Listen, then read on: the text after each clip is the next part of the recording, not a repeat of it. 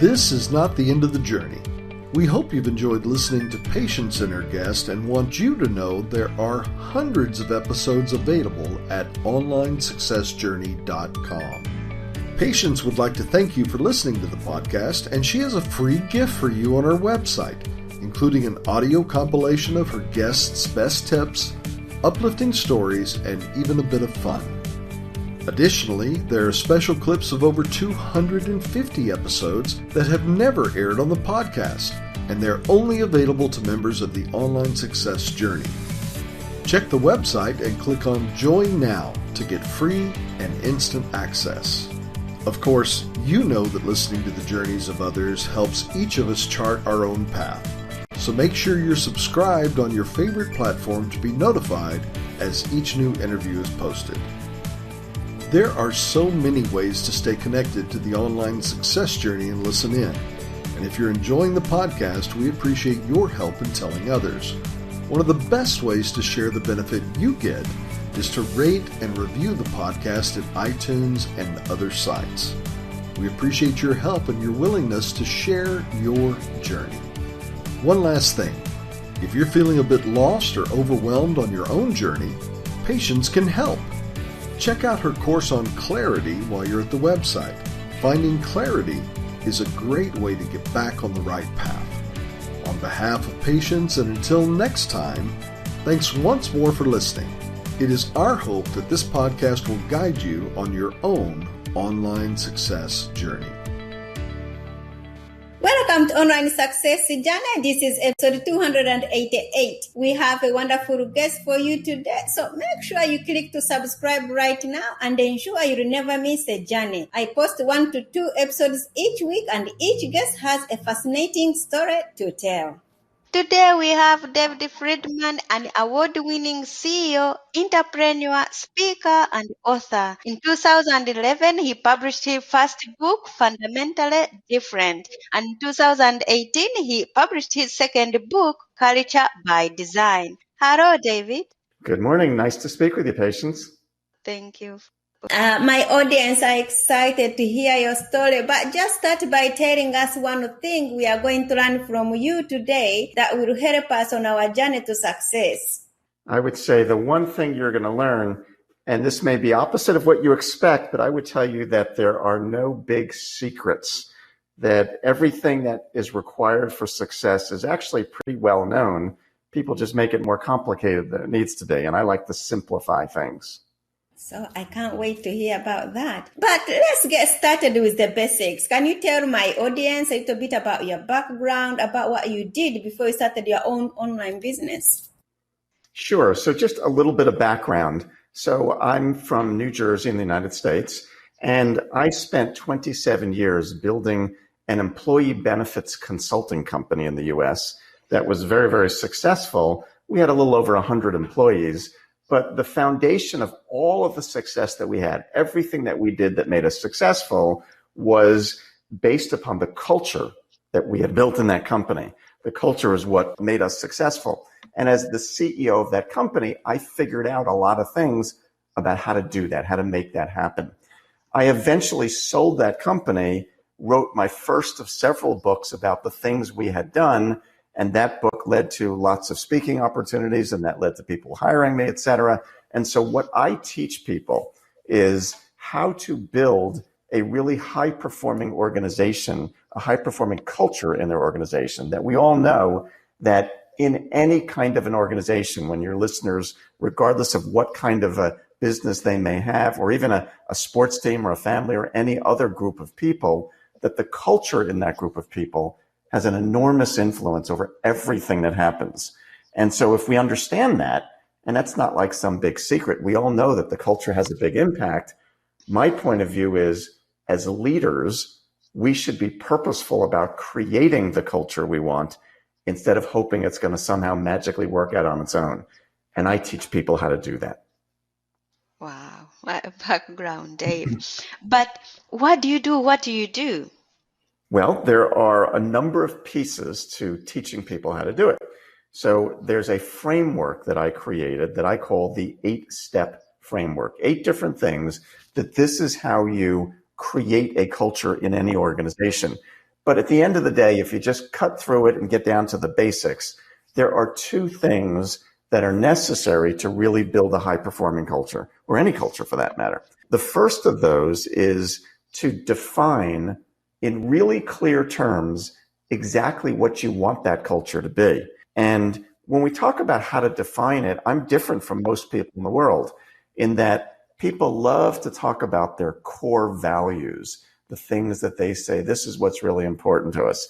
And yet the values sound wonderful, but they tend to be so abstract that they mean too many different things to different people. I instead teach people to define what I call behaviors, actions, things that people do. So for example, honor commitments is a behavior. Practice blameless problem solving is a behavior. Be a fanatic about response time is a behavior. So behaviors are more useful than values because they're more action oriented and they're easier to teach and coach. It's hard to coach people about their values.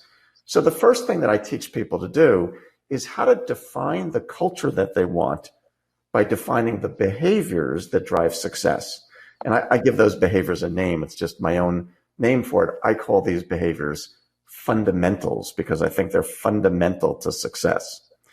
The second thing is that once we've defined, well, what do you want your culture to be in terms of this set of behaviors, or as I call them, fundamentals, the second thing is really simple but really powerful. And I call it creating rituals. So a ritual is some behavior, some routine, a habit that you do over and over again until it becomes second nature. You get up in the morning, you brush your teeth. Some people before a meal, they say a prayer. In the US, before a ball game, we do the national anthem. So they're rituals, they're routines. The reason, patients, that this is so important is that most people, and here's a nugget for you, it's just this is so obvious, but most people are not very good at sticking with things. They come up with all kinds of wonderful ideas and it sounds great. And 3 months later, life gets in the way and they get busy and it doesn't last. When something becomes a ritual, it's not hard to do. It's just a habit. It's just what we do. So the way we use that concept is we take these behaviors, or as I call them, fundamentals, we roll them out into a company in really interactive ways. And then we begin to focus on one fundamental each week through a series of rituals. So let me give you a simple example so that your listeners will understand. So in my company, every time we have a meeting in our company, doesn't matter what kind of meeting, it could be online, it could be in person, any meeting that we have this week, the first agenda item of every single meeting is the fundamental of the week. And we spend the first 3 to 5 minutes talking about it. What does it mean? How do we practice it? What can we do better about it? So we just spend a few minutes and then we move on. We don't want to take over the meeting, but every meeting in our company this week, the first agenda item is this week's fundamental. Next week, every meeting starts with next week's fundamental, and so on and so on.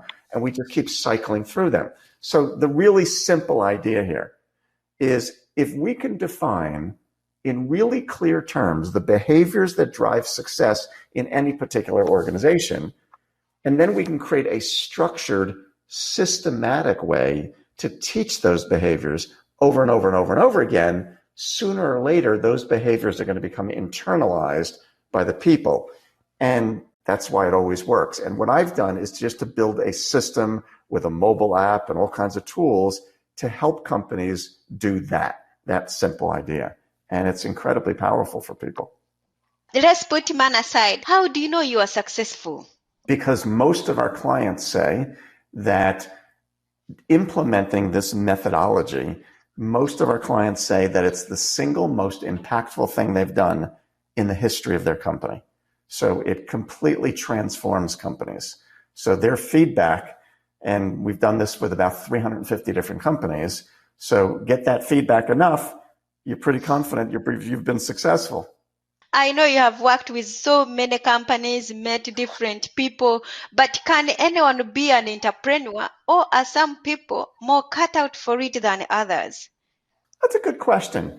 I think my point of view about that is what it takes to be an entrepreneur is it takes a willingness to go out on a limb and to try new things, to be willing to take the risk to say, I don't know if this is going to work, but I'm going to give it a try. And I think not all people have the personality that is conducive to that. That if you look at any of the various personality profiling systems that are out there are so many different assessments people can do of personality types.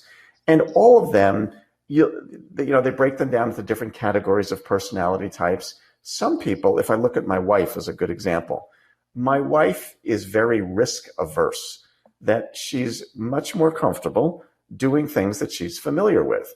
And she'll more likely have a tendency to say, if everything is going fine now, I don't really want to do anything different, because if I try it, it might not work and we could mess this up. I'm more likely by personality type to say, if everything's going fine now, imagine how much better it could be if we try this new thing. And so it's my personality to be more likely to be comfortable taking a risk, trying something new, trying to make it better. And I don't think everybody has that same personality. And that's not good or bad. It's just different. People have different personalities. So I think that everybody theoretically could be an entrepreneur. There's nothing that prevents them. But I do think there are certain personalities that are more comfortable with less structure, in the unknown world of, I don't know how this is going to work, but let's give it a try and see what happens. There are other people that, oh my God, they just want a lot more structure. They want to know what to expect. And being in that never land makes them very uncomfortable. So I think it really does vary. What have you learned from business as a whole? I made the comment earlier when you first asked what people are going to learn. I made the comment that I don't think there's any big secrets. And I would tell you that one of my pet peeves is secrets. When I hear things, when I see book titles or even podcasts that profess to say, we're going to share the secrets that will let you be successful, I just think that's, excuse me for saying this, but I just think that's garbage, that I don't think there are any secrets, because the implication of that language suggests that, and it suggests to listeners and readers that there are secrets that only the special people know. And if I were nice enough to share with you the secret, let you in on the inner circle that only the experts know, that somehow magically you'd have the magic bullet and all of a sudden life would be easy. And my experience is the opposite of that. That almost everything that I've ever learned in my life that I thought was really important, that was really meaningful, after I learned it, I thought, oh my gosh, how did I get to be this age and never noticed that before? It's not that the idea was so magical or so mysterious. It's just that what I do think happens is that sometimes you read a book, or you listen to a speaker, or you go to a seminar, and somebody explains something to you in a way that you just never thought about it before. It wasn't that the idea was a secret. It's just that you never thought about it in quite that way. And when somebody explains it well, you put it together and say, oh my God, that makes sense. How come I didn't think about that? So I don't like to talk about secrets. And so I would tell you that what I've learned is that everything that you need to do is pretty simple and pretty obvious, and we all know about it.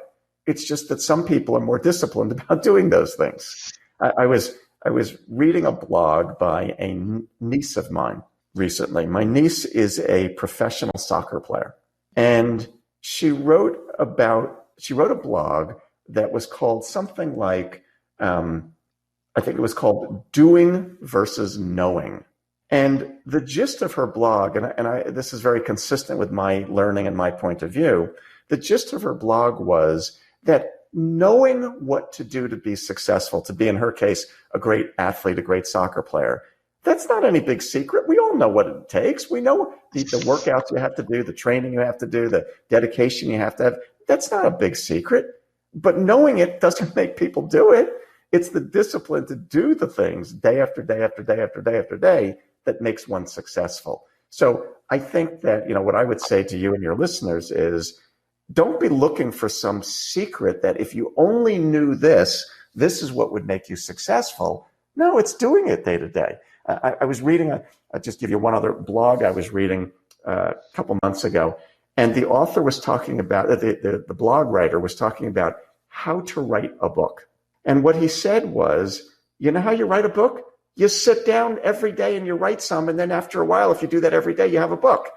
And it is that simple. You do things that so many people will say, oh, I wish I could be an entrepreneur. I wish I could write a book. I wish I could do this. You know what? You sit down and you do it. It's not a big secret. Wow. So the secret is, as you said, there's no big secret, but within a secret is discipline then. We just have to discipline ourselves. Well, I think to a degree, yes.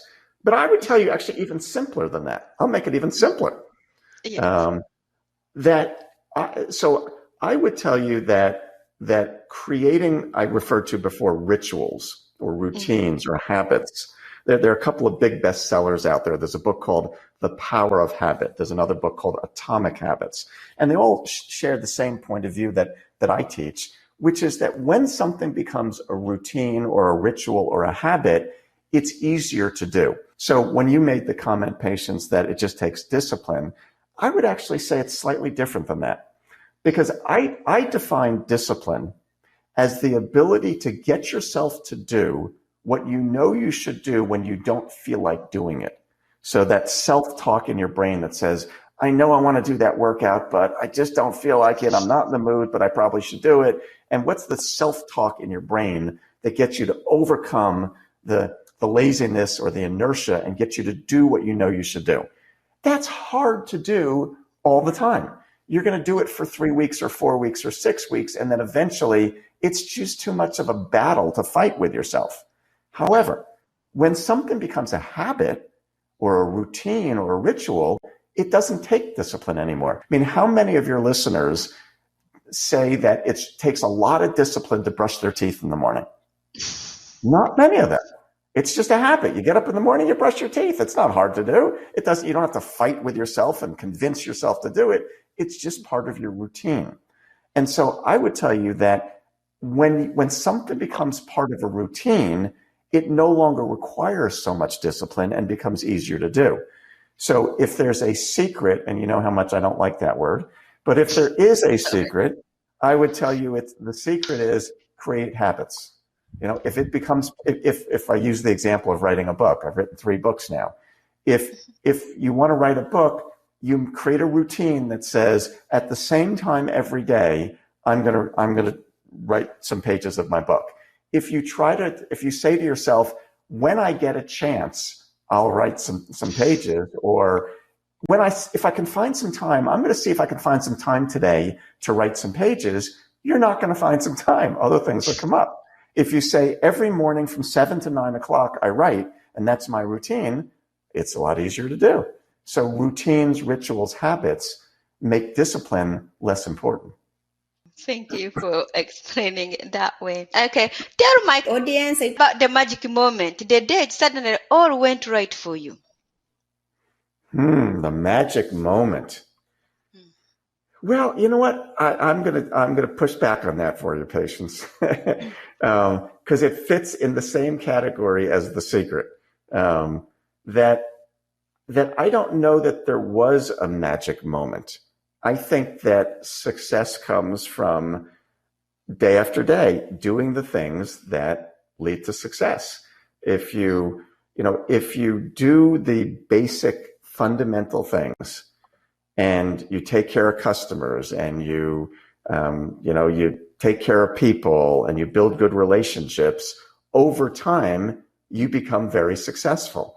And I think, again, forgive me for saying this because it runs contrary to what you're asking, but I think that in some ways we do people a disservice when we talk about secrets and magic moments, because what it does, I think, this is just my point of view, you can disagree, but I think when we talk about something like a magic moment, we're suggesting to readers or listeners that, you know what's been missing in your life is you just haven't had that magic moment. And if you keep waiting, eventually the magic moment's going to show up and all of a sudden life's going to be easy. No, it doesn't work that way. You do the simple things day after day after day after day with consistency, and you get successful. There's a phrase that I like to say sometimes, and I say that when you look at people who are incredibly successful, or you look at companies that are incredibly successful, it's the same thing. They don't do anything so unusual. They do what I call ordinary things with extraordinary consistency. They do the basic things day after day. They write a couple of pages of their book. They do their exercises. They do their little things day after day after day after day with consistency. And if you do that, you become very successful. If you keep looking for a secret or a magic moment, you keep waiting around for some magic to happen. That's not how life works. Wow. Thank you. What are you still doing in the way you work that you just know you have to stop doing? Yeah, to be honest, there's a lot of things. And if I had an assistant, it would be great. And my challenge is, so there are many things that I spend time doing that I really shouldn't be doing, to answer your question, from, knocking out emails to people, to scheduling things, or making travel arrangements, or just getting back to people with relatively mundane things. And I say relatively mundane because to me, it's really important to get back to people fast. So one of my fundamentals is called be a fanatic about response time. So I'm really crazy about getting back to everybody really fast, but that requires a lot of time. And it would be better if I had an assistant who was helping do that more frequently. And so, yeah, I could make better use of my time if I did that. What is one thing that has contributed to your success? One thing that has contributed to my success, I would say that, all right, here's one. At the risk of it sounding too much like a secret, I would tell you that probably my biggest skill is that I have always been a good teacher. And what I mean when I say that is that I've been good at taking topics that for many people may sound complicated or complex and making them simple and easy to understand. So as an example, the topic of culture for many people is they know it's important, but it just seems so nebulous or so amorphous. And my ability is to take it and make it clear and simple and practical and easy to understand. And I would tell you that the key to being able to be a good explainer or a good teacher is a very simple thing. And it's the ability to think from another's perspective. That when you're trying to teach somebody something, you've got to be able to get into their head and imagine, okay, if I knew nothing about this topic, I was a blank slate, I knew nothing about whatever the topic is, whether we're talking about culture or physics or sports or anything else, you've got to empty your brain of everything you know and get in the mindset of your audience and think, okay, I know nothing about this topic. How does it have to be explained to me so that this would make sense? And the ability to think from somebody else's perspective is the most important element in being able to teach or to be able to explain something to others. And so often you watch people and they use language or vocabulary that nobody other than them would know because they're technical experts in their field and they can't imagine that everybody else doesn't have the same expertise. And so they explain it to people as if you already know their world. And so the ability to empty your brain of everything you know and think from your audience's perspective is the key to being able to explain things well. And that's a huge part of being successful. What grounds you? What grounds me? I work out every day. So I start every day, including this morning, with some kind of a workout. It's just how I kind of get my day started, get the blood flowing, get some sweat going, get my brain working. And so it would be hard for me to imagine starting days without doing a workout. It's like, that would be a weird way to start a day to me. So that keeps me centered and grounded and ready to face the day. What are the bottom line benefits of a high performing culture? Well, the culture, as I said earlier, affects really everything in an organization, from the ability to recruit good people. So great employees want to go to work somewhere that's a high performing culture. Your ability to keep those people, your ability to get people to perform at their highest level. That in every one of us and every one of our team members, there's what's sometimes called discretionary effort. In other words, somebody comes in today and they're just going to do their job, But inside of them is the ability to do more, to do it better, to take more pride in it, to do it at a higher level of quality. And how do you get people motivated to pull that out of them, to give that extra effort to be great? Well, if they love where they're working and they feel connected, they have some passion for what you're doing, they feel appreciated, they feel recognized, they feel an affinity to what we're trying to do, they're going to put in that extra effort and they're going to perform better. That means they're going to deal with customers better. They're going to deliver better service. They're going to do higher quality work. You're going to be more profitable. So all of those things happen when you have a high performing culture. In your businesses, do you ever have a mentor or a coach yourself? I actually, it's a good question. Historically, I did not, but I recently, as of a few months ago, did hire a coach because I think coaching is important. So even if no matter how good you are, the best athletes in the world have coaches because everybody's better off with somebody who can give them, can be a good sounding board, can be a good advisor. So early in my career, I did not have a particular mentor, but I recently went to a CEO coaching company and have hired a CEO coach just to help me to think bigger, to think differently, to challenge my thinking. It's healthy to have an outside perspective.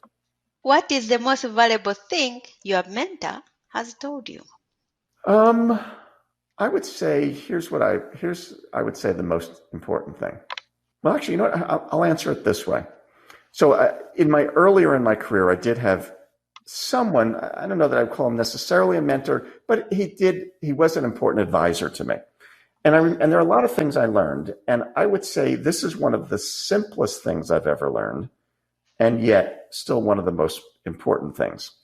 And that is that the way he said it is he said that there are very few things in life that are what I would call universal truths. Rather, most things are what I would call beliefs.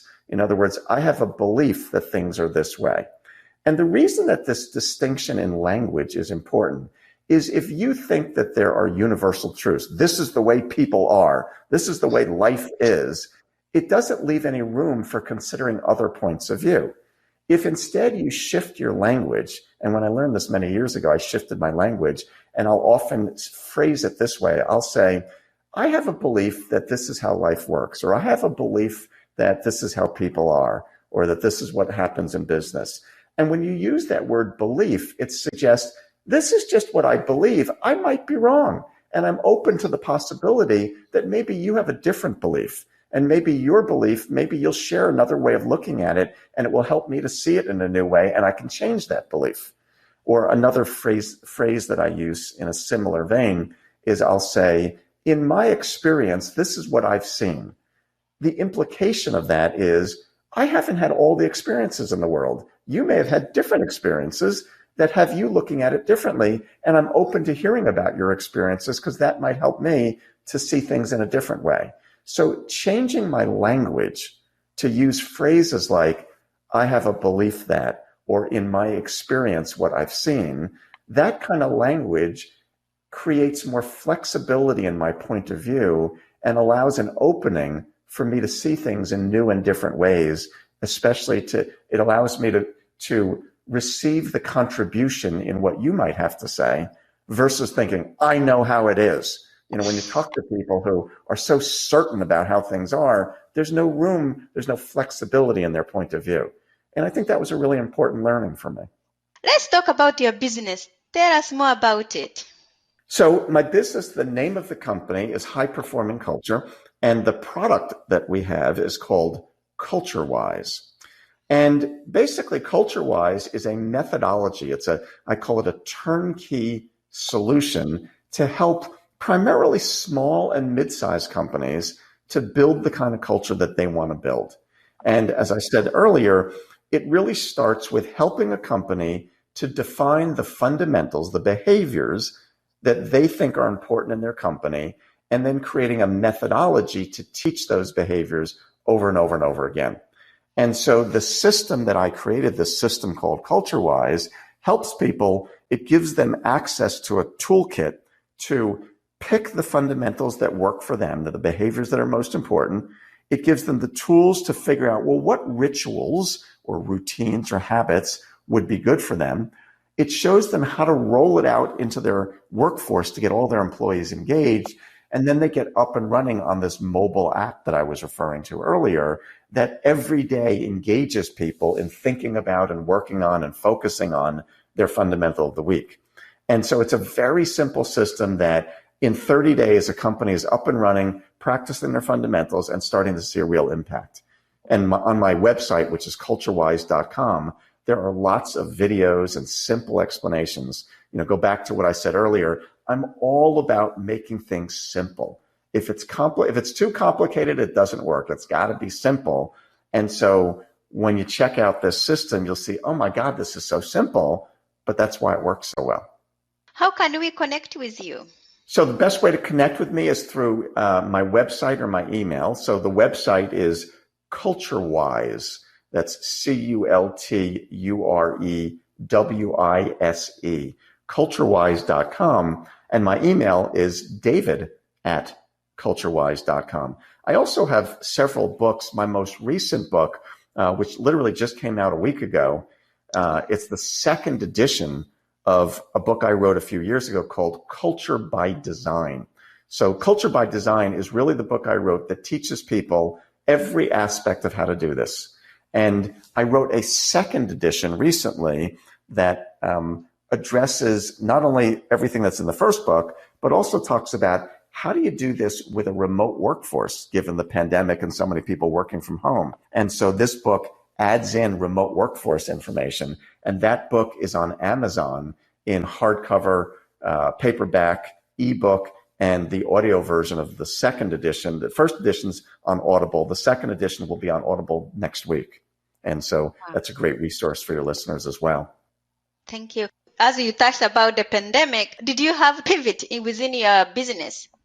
A little bit. So in some ways, yes, and in some ways, no. The no part of that answer is that my company itself, I have 13 employees. My company has always been remote. So we don't have any physical office. We all work out of our homes. So that didn't change anything. The pandemic didn't change because we were working from home anyway. What did change and did require a pivot is the work we do with our clients. Historically, most of that work has been at the client location. And we're now doing most of that work virtually. Similarly, I do lots of workshops for CEOs, and I've done over 500 workshops for CEOs. So I usually do 70 or 80 of those a year. And those are usually, historically, those have been in person. I'm with an audience and I'm delivering a 3-hour workshop for them on how to do this stuff that we've been talking about. Those have almost all become virtual. In fact, I'm doing one later this morning that's all virtual. So that would be the biggest pivot, is the client work and my workshops have become virtual. Wow. Thank you for sharing. There will be more from David in a moment. If you are listening to this on a podcasting platform and you're encouraged by Dave's journey, please go to our website at onlinesuccessjourney.com. The site has tons of audio clips from hundreds of successful entrepreneurs' guests' journey, all there to help you find the path for your own online success journey. The site is a members only, but you can join absolutely free and be part of this amazing online success community. Check it out. That's onlinesuccessjourney.com. Now, David, I would love for you to share more with my audience if you are up for it. Sure. Thank you. If your business was down to last $100, how would you invest it? I would say, it's a good question. I would say that if I were to invest $100, the best investment you could make is in your own education. That I would invest that in learning. That's the one thing that you've always got to develop your own skill set. There's a very famous book that many of our listeners probably have heard of or read. Very famous from many years ago, Stephen Covey's 7 Habits of Highly Effective People is like an iconic, world-renowned book. And so what Stephen Covey did in that book is he interviewed some of the most successful people in the world, and he tried to figure out, well, what are the common denominators? What is it that the most successful people do? And he identified from those interviews 7 things, 7 habits, he calls them. Go back to my word habit from before, the 7 habits of highly effective people. And one of those is one that his phrase for it is called sharpen the saw. And the analogy when people talk about sharpening the saw is that, if you had an hour to cut something down, you'd be better off spending 55 minutes of that hour making the saw. Wow. Thank you for sharing. What is the best business book you have ever read? You mean besides my own? Yeah. Yes.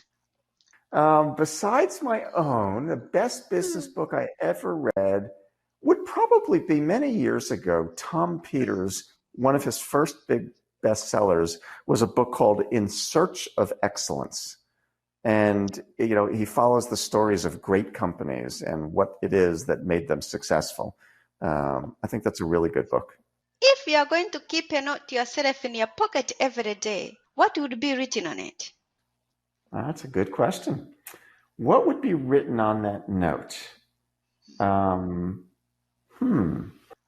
would say it would probably say, this is what it would say. And I heard this quote from somebody recently, and it really struck me. It would say, I might be wrong. And it would just be a reminder. It goes back to my comments earlier about having a flexible point of view and not thinking I know everything. And so if I'm reminding myself that whatever I think at the moment might be wrong, it just keeps my brain flexible to considering other points of view. What is your next chapter?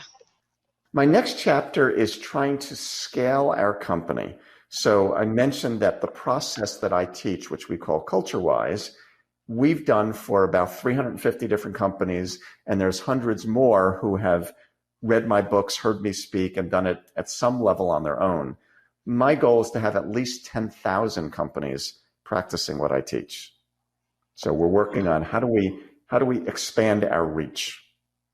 Do you feel like you succeeded or like you are only on the way?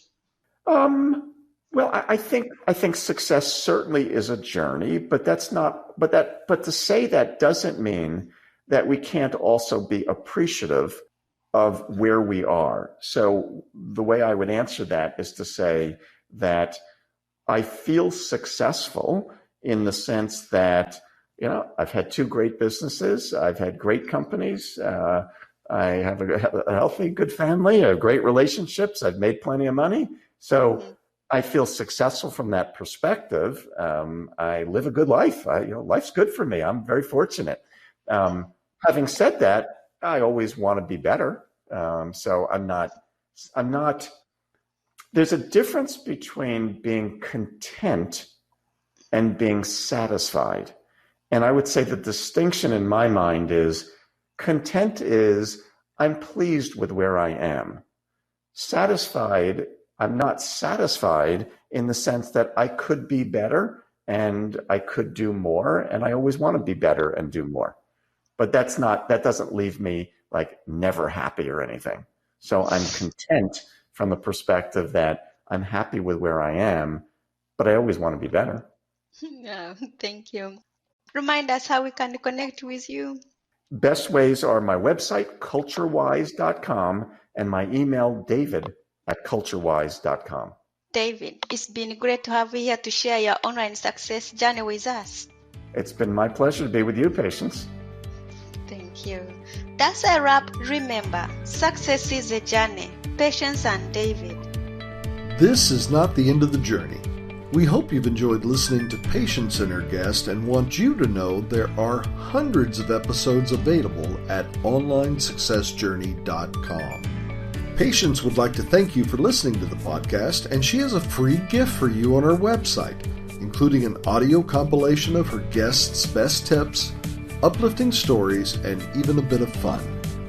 Additionally, there are special clips of over 250 episodes that have never aired on the podcast, and they're only available to members of the Online Success Journey.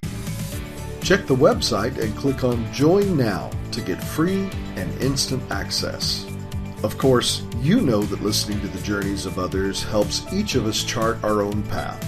So make sure you're subscribed on your favorite platform to be notified as each new interview is posted. There are so many ways to stay connected to the online success journey and listen in. And if you're enjoying the podcast, we appreciate your help in telling others.